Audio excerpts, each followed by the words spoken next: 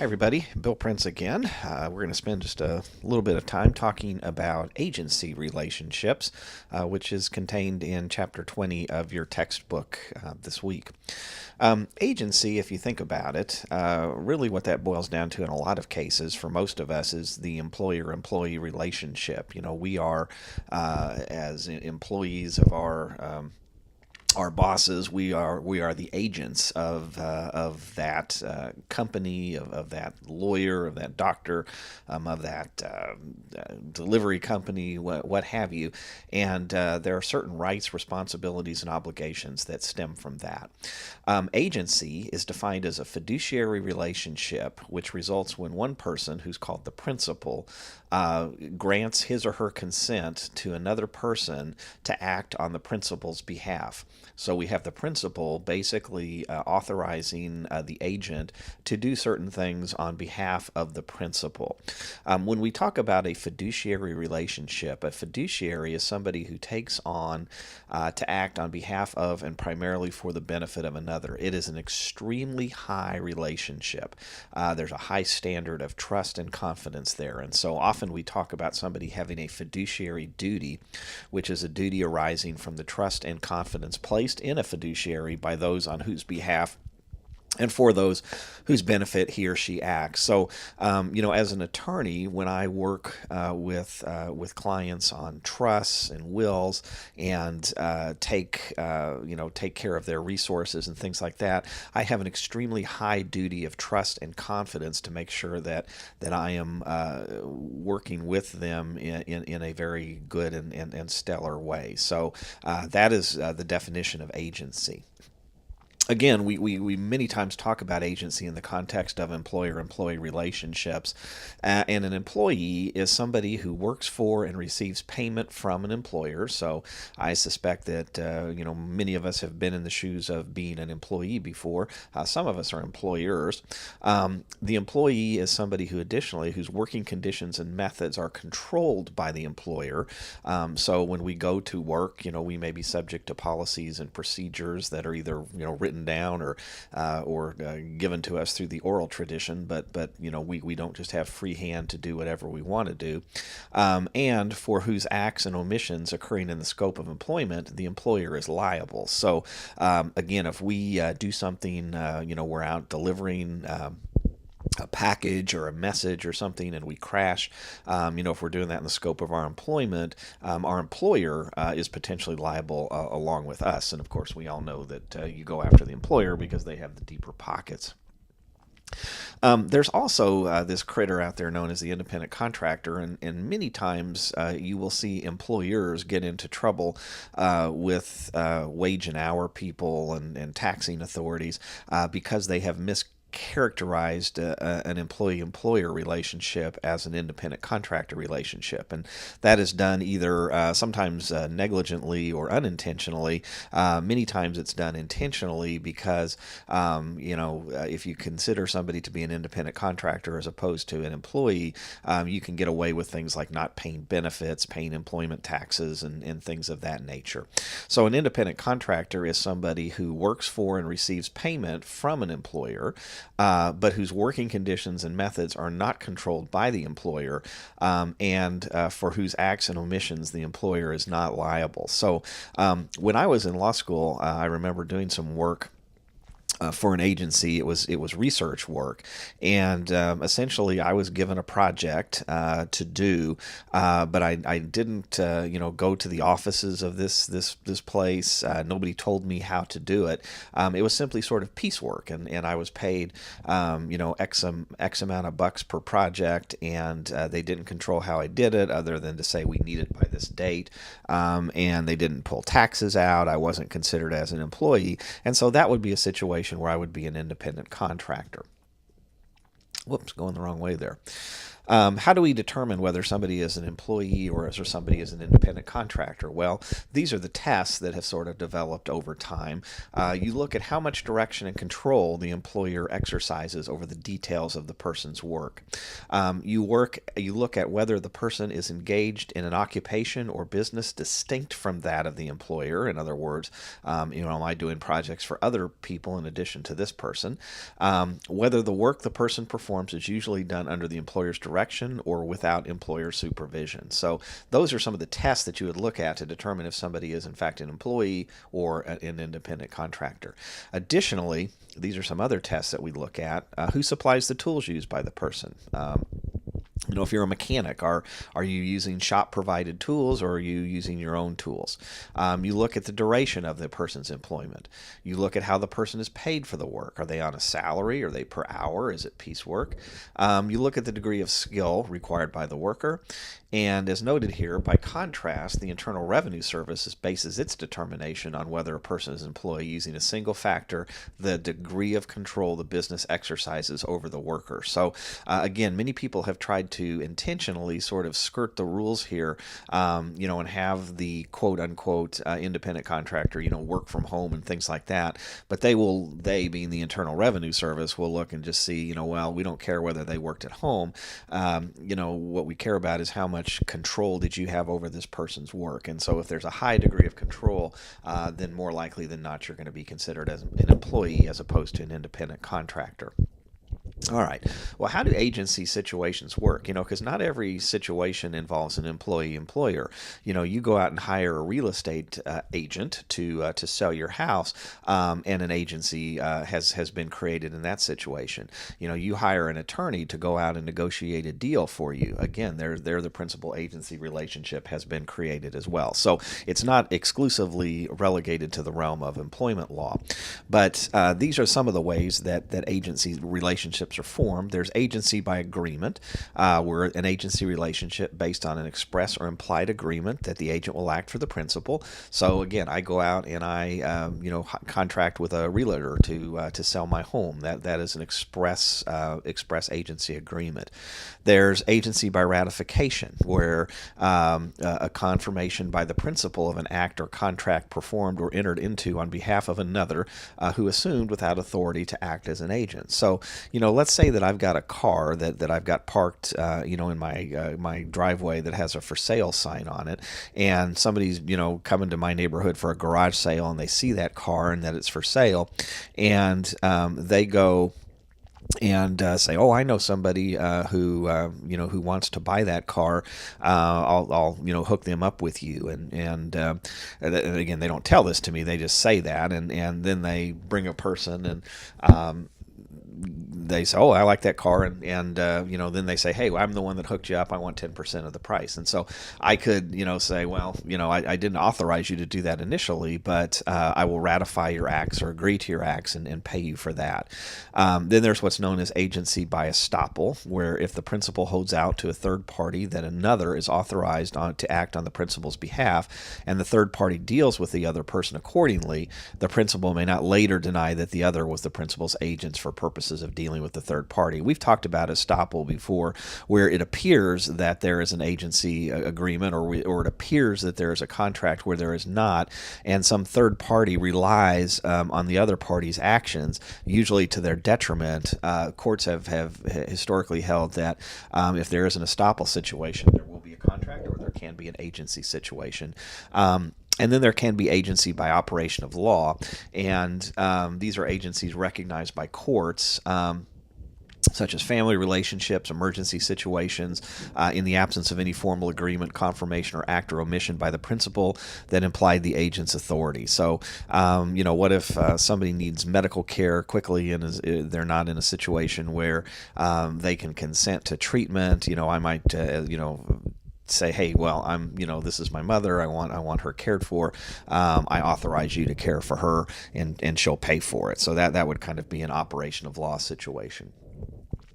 Once an agency situation is created, what are the responsibilities? Well, again, generally the law says that there's a responsibility to perform, that the agent has to use a reasonable degree of diligence and skill. There's a notification requirement that the agent must notify the principal that come of matters and of import that come to the agent's attention during the agency relationship. There has to be loyalty. There has to be obedience. They kind of sound like Boy Scouts and dogs, I guess, loyal, obedient, and true. And an agent is going to be under an obligation to provide an accounting to the principal for monies paid out or received on the principal's behalf.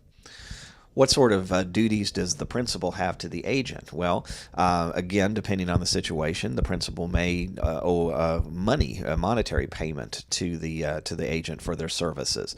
If the agent spends his or her own money working in the principal's interest, the principal may owe reimbursement of those funds.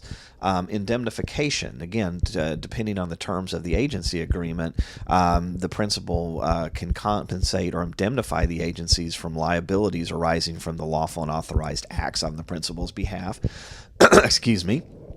Cooperation. Again, a principal generally must cooperate with the agent. So, if I list my house for sale and then never let the realtor in to show it, I've probably violated my duty of cooperation. And again, if you've got an agency situation, for example, an employer-employee relationship, safe working conditions. So, a principal must provide its agents and employees with safe working premises, equipment, conditions, and inspect working conditions and warn agents of employees in unsafe areas. And of course, we know that there are federal laws and regulations through OSHA and so forth that require those things to occur. What kind of authority does an agent have on behalf of a principal? Well, there's actual authority, which is spelled out in the agency agreement, either orally or writing. So I may well grant my realtor the right to sell my house, but I have not granted him the authority to sell my furniture or my car or the swing set in the back, that kind of thing. There's what's known as the equal dignity rule, where if a contract is being executed by an agent on the principal's behalf, if it's written, most states require that the agent's authority must also be evidenced by writing. Otherwise, the contract is executed by the agent is voidable. So if the agent has the authority to execute a written contract on behalf of the principal, the agency agreement must be in writing as well. As noted here, the equal dignity rule does not apply where the agent acts in the principal's presence or the agent's act is merely perfunctory or just some piddly little thing. And then another kind is a power of attorney, and many of us may have been involved in these things if we've dealt with older parents or we've had a spouse or loved one in the military, and we are trying to sell a house or a car or something like that. It's a document where the person who is not going to be present can authorize their power of attorney, who is an agent, to handle affairs as if that person was there. There's also what's known as implied authority, where there's nothing that's expressly spelled out. And implied authority is authority that is conferred by custom, that is inferred from the position the agent occupies, and is inferred as being reasonably necessary to carry out express authority. So, many times, in particularly like an employee-employer relationship, not everything that the employee is authorized to do is spelled out in a written document, but there are just certain things about that relationship that are done regardless of whether it's in writing or not. Let's see, there's also apparent authority and emergency power. Apparent authority is authority that arises when a principal, either by words or action, causes a third party to believe that an agent has the authority to act, even though the agent has no express or implied authority to act with the matter at hand. So somehow or another, a realtor comes by and says something. Hey, I might, would you like to sell your house? And I go, oh, I don't know, I might list it. I might give you a crack at it. And the realtor, now of course this is a bad example because usually agreements to sell real estate need to be in writing, but just based on my comments, he goes out and starts doing things in reliance on those statements. That could be an apparent agency situation. And then emergency powers, where an unforeseen situation demands action to protect or preserve the property and rights of the principal, but the agent is unable to contact the principal. The agent has emergency authority to act on the principal's behalf. All right, ratification. If an agent goes out, and you can read all these specifics sort of at your leisure, but we talk about ratification in cases where an agent may have acted above and beyond the scope of his agency agreement, either express or implied, and the principal after the fact ratifies or agrees with those actions, and these are the requirements that exist for the ratification to occur. That the agent must have acted on behalf of the principal, that the principal knew all of the material facts before ratifying. The principal has to affirm the entire deal in its entirety. The principal has to have the legal capacity at that time. The principal must affirm before the third party withdraws from the transaction, and the principal must observe the same formalities when approving the agent's acts. So those are the things that are necessary for a principal to affirm some agent's acts that may be beyond the scope of the agency agreement.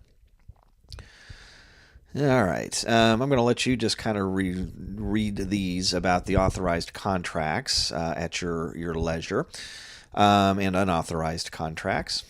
E-agents, let's talk a minute about them. Does an agent have to be a human being? Again, as we get to the point where we seem to be transacting more business with cyber creatures as opposed to human beings, excuse me, these issues may become more prevalent. An e-agent is a semi-autonomous computer program competent of executing specific tasks, including database searches and retrievals. And so the Uniform Electronic Transactions Act, UETA, which seems to govern a lot of these things, provides in part that e-agents may enter into binding agreements on behalf of their principals, and if the e-agent does not provide the third party with an opportunity to prevent errors at the time of the transaction, the third party may avoid the transaction without liability. So spend a couple minutes reviewing the e-agent material in the text as well. All right. Well, what about agents who commit torts? Think back to our chapter on torts, personal injuries, and things like that.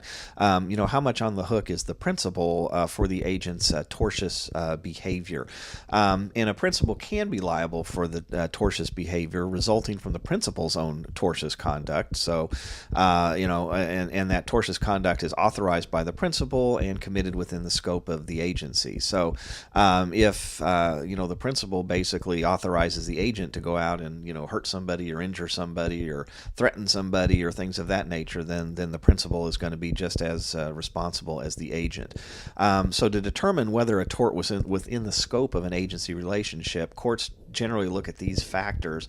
Was the principal authorized to act? The time, place, and purpose of the act, whether the act was one commonly performed by agents on behalf of the principal, whether the act advanced the principal's interests, whether the agent's interests were involved, whether the principal furnished the means instrumentality by which the injury was afflicted, whether the principal had reason to know that the agent would act as she did, and whether the acts involved a serious crime. Obviously, if a principal authorizes somebody to go out and commit a crime, not only is there going to be civil liability, but there's going to be criminal liability. The question becomes is what happens if the agent, in the course of their work for a principal, goes out and commits a crime or a tort without the agent, with the principal's knowledge of that. These are the factors that a court is going to look at. We talked a little bit in the past about this thing called Respondeat superior, which was the situation where just how responsible can an employer be for an employee's negligence. And, we talked about the situation where, for example, if a UPS driver in the course of his or her day, negligently operates their truck and crashes into somebody, pretty clearly UPS is going to be responsible along with the driver because, that occurred in the scope of their employment. But we talked a little bit about, well, what if it's not in the scope of the employment? So what if the driver goes out and, goes to a party during the day and gets drunk and starts driving around? Is the employer employer going to be responsible for those acts. And so there are some exceptions to the concept of respondeat superior.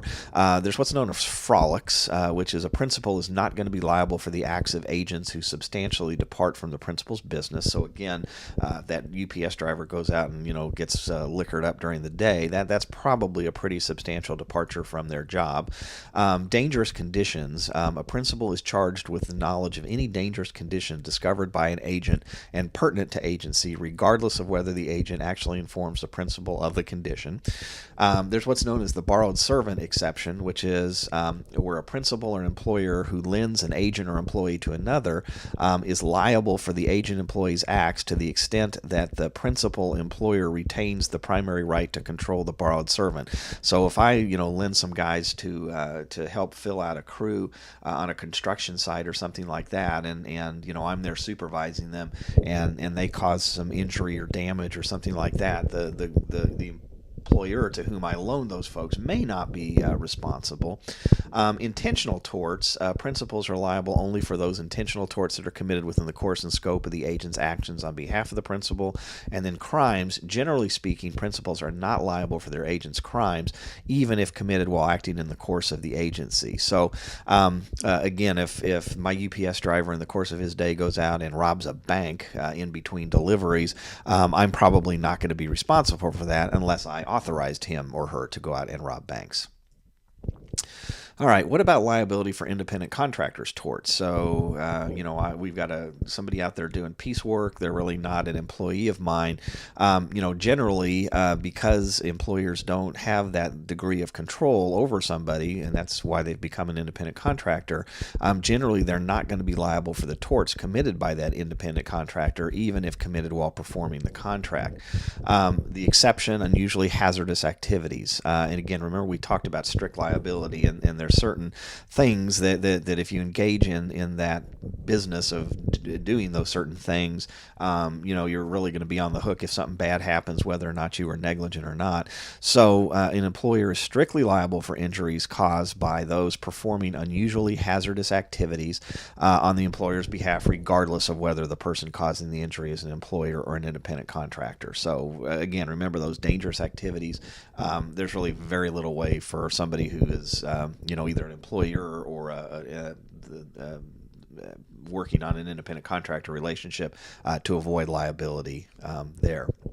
All right, well, how do these agencies end? Well, they may terminate by lapse of time. There may be an employment agreement or something like that says this ends on June the 3rd. If you're an agent to accomplish a particular purpose, for example, sell my house, it'll end once you sell my house. The occurrence of a specific event, the mutual agreement of the agent and principal, hey, this thing just ain't working out, let's call it a day. Renunciation by the agent and where he says I'm not doing it anymore, or revocation by the principal of the agent's authority. And again, if the agency terminates by any of the above, the principal must give notice to any third party who knows of the agency and the agent. So if again, I terminate this person's ability to act on my behalf, and I know this person is acting in conjunction with some third party who's wanting to buy something or wanting to sell me something, I need to let them know that the agent no longer has authority to work for me, and I need to let the agent know that they no longer have authority to work for me. Termination by operation of law. This is termination because something happens. If the agent or principal dies, that generally is going to terminate the agreement. If it becomes impossible anymore, so if my house burns down, or I've entered into an agreement to sell a racehorse and the racehorse dies, it would be impossible thereafter to sell that house or that racehorse.